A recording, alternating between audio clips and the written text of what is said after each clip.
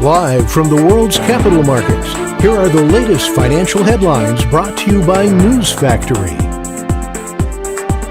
Hello and welcome to Monday's Daily Financial Review. Here's what's making the headlines in the markets today.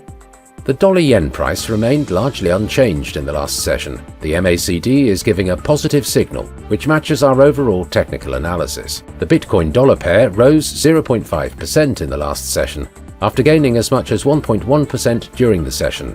The ROC is giving a positive signal, which matches our overall technical analysis. The Aussie dollar pair saw a minor dip of 0.1% in the last session.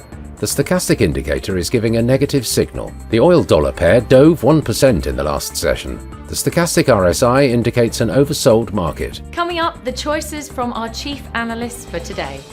Oil prices settled lower in the previous session due to macroeconomic concerns and profit-taking, but rose about 30% in 3 months as the production cuts announced by Saudi Arabia and Russia have squeezed global crude supply. South Korea's exports slowed their fall in September, in contrast to market expectations, marking the mildest decline in a year-long downturn, a hopeful sign for the global economy from the bellwether industrial economy. The dollar was on track to post its biggest quarterly gain in a year and gains for the 11th consecutive week, as investors priced in the likelihood of a still solid economy and higher rates for longer. Those were today's major economic events. And now, moving on to world financial headlines.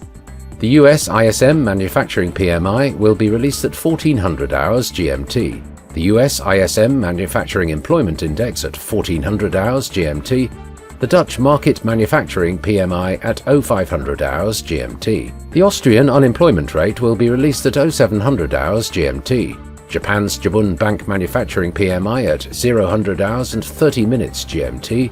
Japan's monetary base at 2350 GMT. We hope that you've enjoyed Monday's financial review.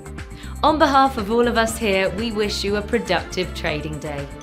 Be sure to join us tomorrow morning for the latest news and events from the financial markets.